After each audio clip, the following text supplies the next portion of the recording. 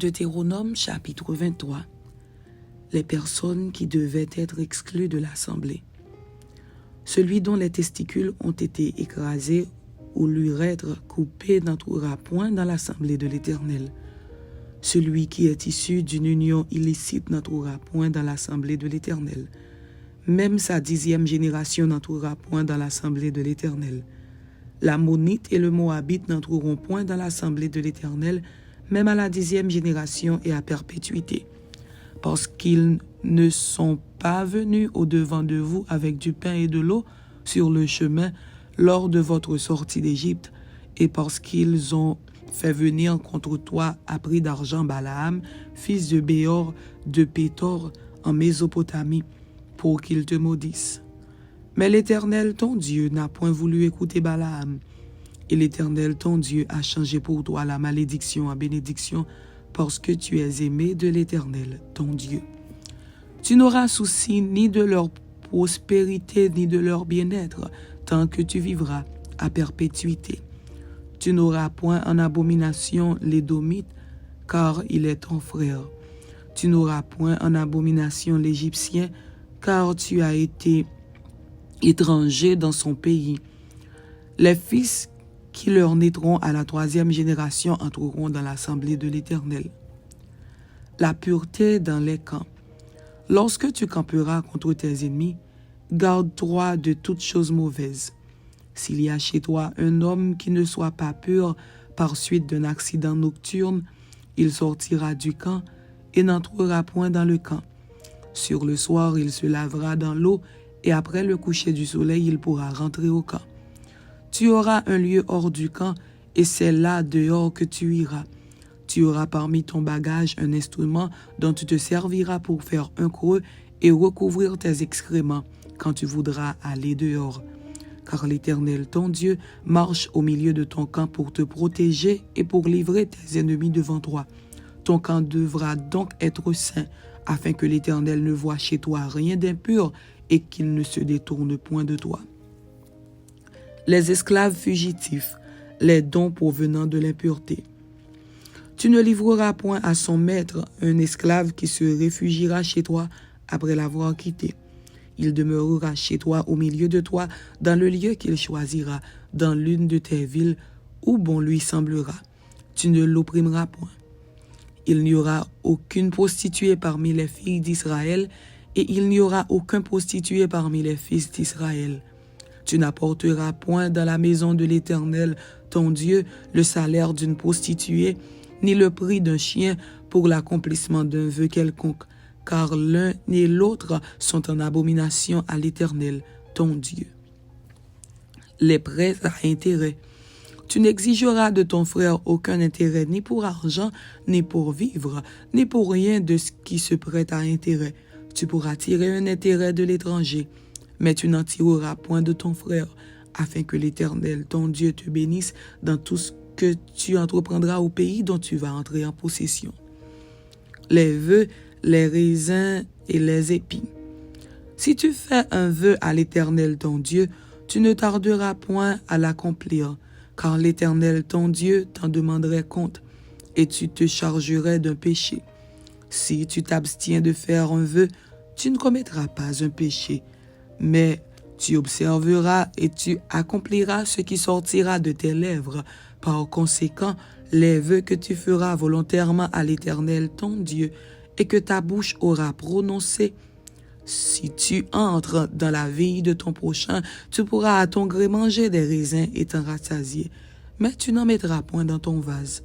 Si tu entres dans les blés de ton prochain, tu pourras cueillir des épis avec la main, mais tu n'agiteras point la faucille sur les blés de ton prochain.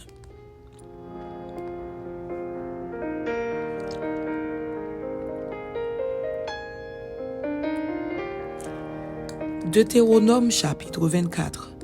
Le divorce. Lorsqu'un homme aura pris et épousé une femme qui viendrait à ne pas trouver grâce à ses yeux, parce qu'il a découvert en elle quelque chose de honteux, il écrira pour elle une lettre de divorce, et après la lui avoir remise en main, il la renverra de sa maison. Elle sortira de chez lui, s'en ira, et pourra devenir la femme d'un autre homme. Si ce dernier homme la prend en aversion, écrit pour elle une lettre de divorce et, après la lui avoir remise en main, la renvoie de sa maison, ou bien, si ce dernier homme qui l'a prise pour femme vient à mourir, alors le premier mari qui l'avait renvoyée ne pourra pas la reprendre pour femme après qu'elle a été souillée, car c'est une abomination devant l'Éternel. Et tu ne chargeras point de pécher le pays que l'Éternel, ton Dieu, te donne pour héritage. Le nouveau marié exempté du service militaire, les prêts sur gage, le vol d'un homme, les lépreux.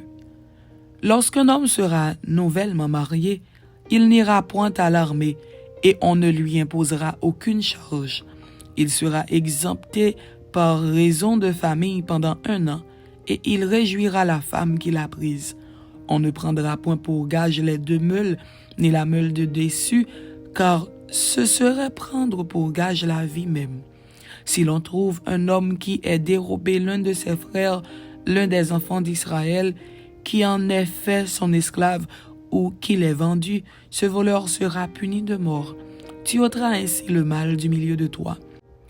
Prends garde à la plaie de la lèpre, afin de bien observer et de faire tout ce que vous enseigneront les sacrificateurs, les Lévites. Vous aurez soin d'agir d'après les ordres que je leur ai donnés. Souviens-toi de ce que l'Éternel ton Dieu fit à Marie pendant la route lors de votre sortie d'Égypte. Les mercenaires, les droits de l'étranger, de l'orphelin et de la veuve.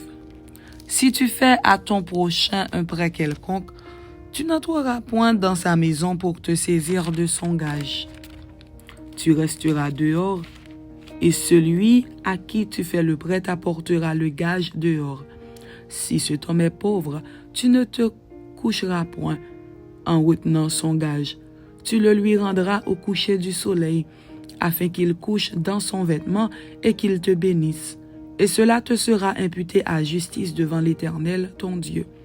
Tu n'opprimeras point le mercenaire, pauvre et indigent, qu'il soit l'un de tes frères ou l'un des étrangers demeurant dans ton pays, dans tes portes.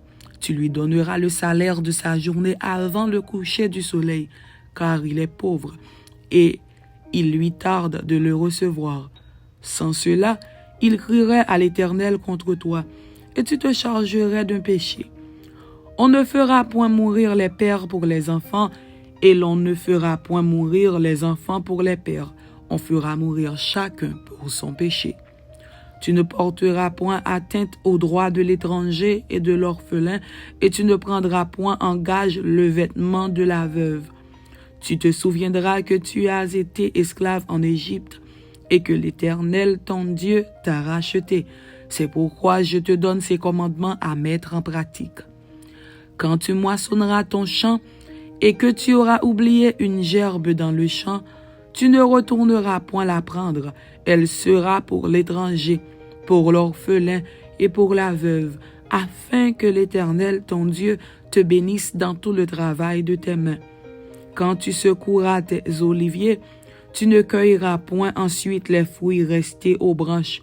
Ils seront pour l'étranger, pour l'orphelin et pour la veuve. Quand tu vendangeras ta vigne, tu ne cueilleras point ensuite les grappes qui y seront restées. Elles seront pour l'étranger, pour l'orphelin et pour la veuve. Tu te souviendras que tu as été esclave dans le pays d'Égypte. C'est pourquoi je te donne ces commandements à mettre en pratique.